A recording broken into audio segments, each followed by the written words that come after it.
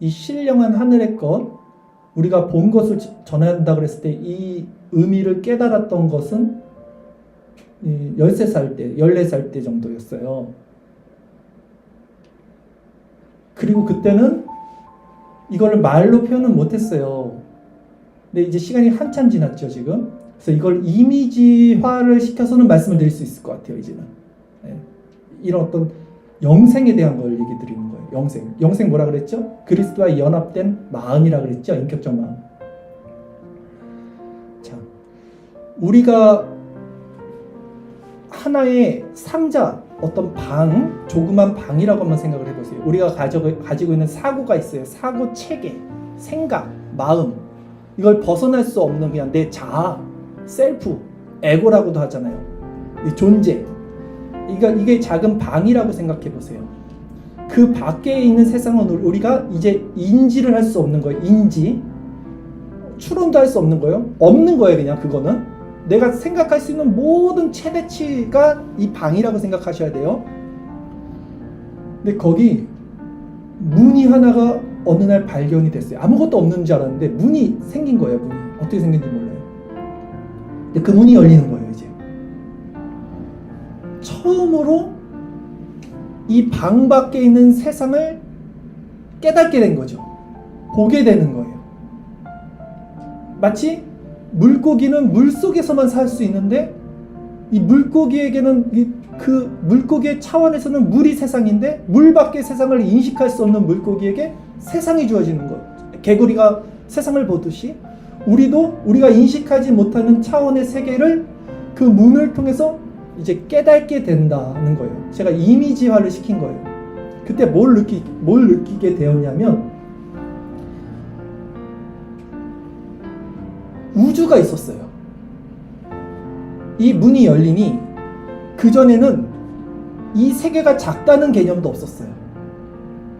크고 작음이 없고 이 안에서 태어났고 이 안에서만 살았으니까.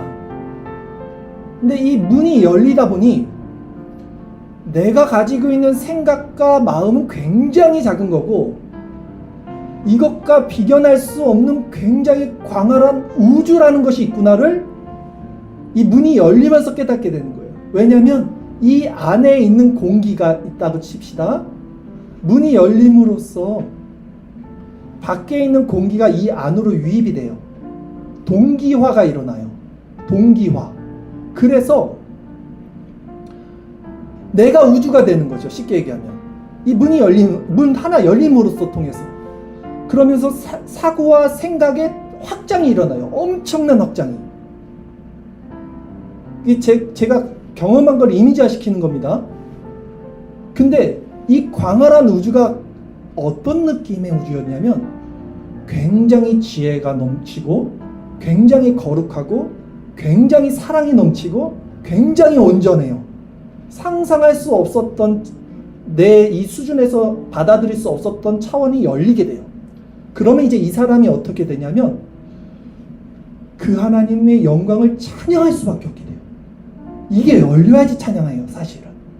우리가 이 하나님을 찬양하는 거는 우리의 에고로 찬양하는 거잖아요. 근데 실제 이게 열리면 그 우주를 내가 이제 경험하게 되니까 야다! 깨닫게 되고 인격적으로 교제가 되고 그 공기가 내 안에 들어와서 그 성령이죠. 와우.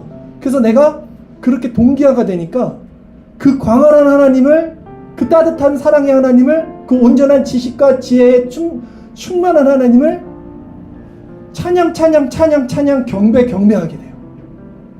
그냥 그렇게 됩니다. 그러면 이것을 통해서 어떻게 우리가 이 세상의 문제를 해결할 수 있는가? 결국 우리 지점은 여기란 말이에요. 우리의 문제, 우리에게 오는 모든 인간의 문제, 물질의 문제, 관계의 문제, 이런 문제를 우리는 이 영생, 그리스도의 연합, 이런 것들을 통해서 어떻게 이겨낼 수 있는가 했을 때 이런 거예요.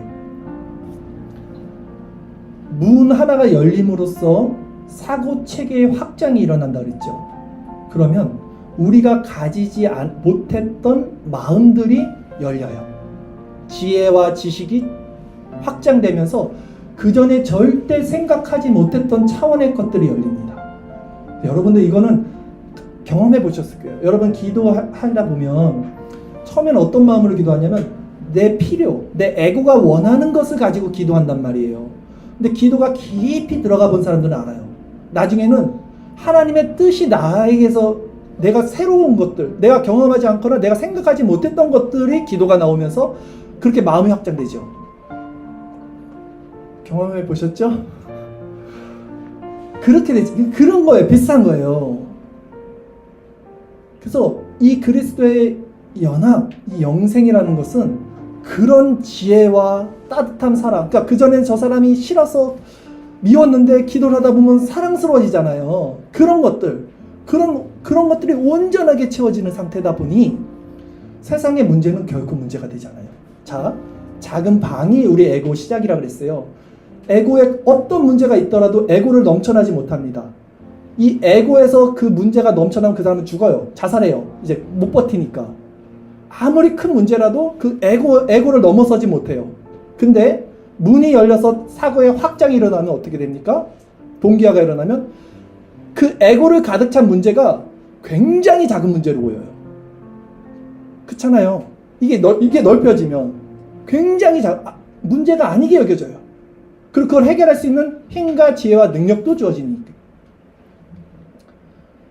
근데 사실 이걸 깨닫는 것과 이것을 실제 그 무리를 걸어가는 것은 간극은 있어요. 그러니까 거듭남과 성화에는 또 간극이 있어요. 그 훈련을 저는 지금 하고 있고요. 어렸을 때는 13살 때는 그걸 깨달았던 거고 실제 그 무리를 걸어가는 건 수준은 안 됐던 거예요. 근데 지금은 한 걸음 걷다 넘어 또 빠지고 다시 한 걸음 걷다 빠지고 그러고 있어요. 그러나 하나님이 정금을 연단하듯이 말씀드렸듯이 풀무불에 들어갔다 나왔다 들어갔다 나왔다 하면서 정금이 되듯이 반드시 하나님이 우리를 그 무리로 걷게 하실 거라는 것을 저는 이제 믿게 됐어요. 확실히 믿게 됐어요. 그리고 저는 그리스도를 바라볼 수밖에 없는 존재가 되었습니다. 그래서 이것이 성경에서 사람들에게 적용이 됐을 거 아닙니까? 이것을 깨달은 사람들은 실제 적용이 일어났을 거 아니에요. 이게 바로 그런 사건이에요. 바울이 또 베드로가 감옥에 들어가요. 둘 다. 그때 거의 이제 언제 죽어도 이상하지 않을 정도로 죽을 때 바울과 베드로는 어떤 행동을 했냐면 잠을 자거나 찬송을 부릅니다. 이게 왜 가능했을까를 생각해 보셔야 돼요.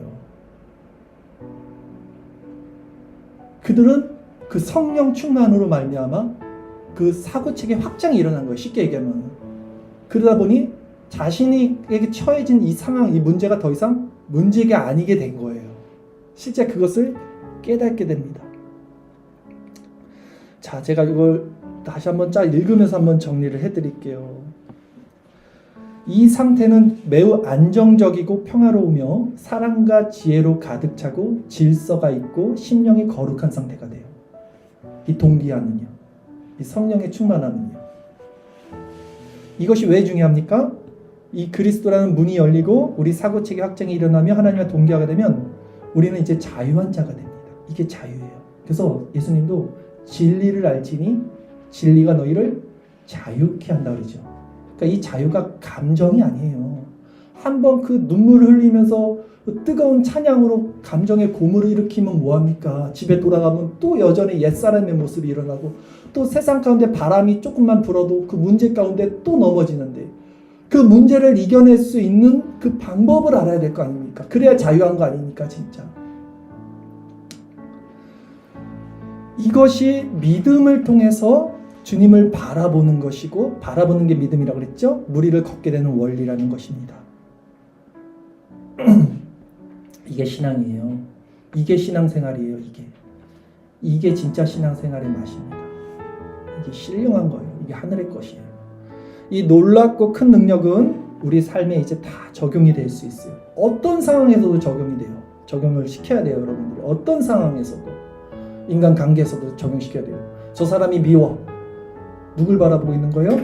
저 사람을 바라보고 있는 거죠? 누굴 바라봐야 돼요? 그리스도를 바라봐야죠. 그리스도를 보고 그리스도를 통해서 그리스도의 연합됨으로 그 사람을 바라보십시오. 그 영혼이 얼마나 아름다운지 그 영혼이 얼마나 사랑스러운지 그 영혼을 위해서 기도할 수밖에 없어요. 모든 문제가 풀립니다. 돈이 없어요? 어떻게 하겠어요? 누굴 바라봐요? 돈을 바라봐요? 그리스도를 바라봐요? 그리스도를 바라보죠. 그리스도를 바라본다고 돈이 생겨요? 돈 안 생긴다니까요. 그 도둑놈 신고 가지면 안 돼요. 말씀드렸잖아요. 그리스도를 바라보면 생각하지 않았던 지혜와 어떤 생각들이 일어나요. 사람이 아무리 자기 스스로 계획세서 일한다고 해도 돈이 벌릴까요? 아니에요. 사람이 자기 길을 계획할지라도 인도하시는 건 하나님인데요.